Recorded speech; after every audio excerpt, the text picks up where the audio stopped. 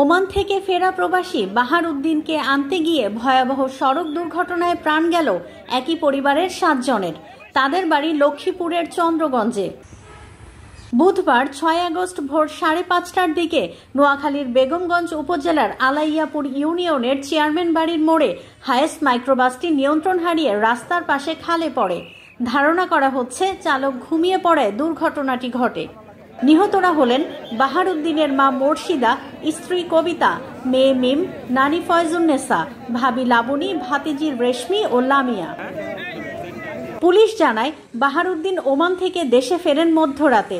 হযরত শাহজালাল আন্তর্জাতিক বিমানবন্দর থেকে পরিবারের সদস্যদের সঙ্গে 2টি গাড়িতে করে গ্রামের বাড়ি চন্দ্রগঞ্জে রওনা দেন। পথে হায়েস্ট মাইক্রোবাসটি খাদে পড়ে গেলে ঘটনাস্থলেই 7 জন মারা যান। ভোরের দিকে বৃষ্টি থাকায় জায়গাটিতে পানি জমেছিল। চালক ঘুমিয়ে পড়ায় গাড়িটি নিয়ন্ত্রণ হারিয়ে খালে পড়ে। কয়েকজন বের হতে পারলেও 7 জন ভেতরে আটকা পড়ে প্রাণ হারান। স্থানীয়রা জানান, দুর্ঘটনার সময় কেউ কিছু বুঝে ওঠার আগেই মাইক্রোবাসটি উল্টে যায়। পরে লোকজন এগিয়ে গিয়ে মরদেহ উদ্ধারে সহায়তা করে। থেকে একটা যাত্রীর আনতে গেছে, ওরা আনতে গেছে 11 জন ওরা পরিবার।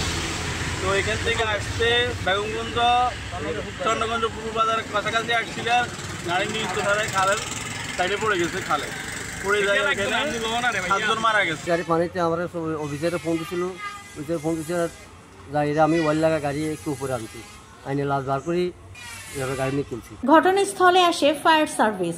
ফজর নামাজের পরে মেসেজ পাই যে এই পূর্ব চন্দ্রগঞ্জ বাজারে একটা দুর্ঘটনা ঘটেছে।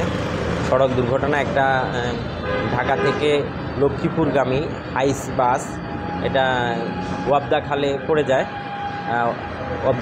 যায়। তো আমরা ওখানে যারা ছিলেন বলে যে একজন লোক পাওয়া গেছে, উনি ওই হাইস থেকে উঠে এসেছে। ও বলে যে আমার আত্মীয় স্বজন সবাই, আমরা 4 জন এখান থেকে পুরুষ মানুষ উঠে এসেছি, বাকি 7 জন হাইসের ভিতরে আছে, সবাই মহিলা এবং বাচ্চা। এর পরবর্তীতে আরও এক মহিলা 3 জন এবং আরও এক মহিলা 4 জন এবং আরও একজন বাচ্চা, মোট 7 জন আমরা উদ্ধার করি। এর মধ্যে এই 7 জনের মধ্যে 3 জন বাচ্চা ছিল আর বাকি 4 জন মহিলা ছিল। তো আমরা এরকম উদ্ধার কাজ শেষ করে পুলিশের কাছে হস্তান্তর করি, আর পুলিশ এটাকে থানায় নিয়ে যায়। এর ফলে আমরা প্রত্যাবর্তন করি।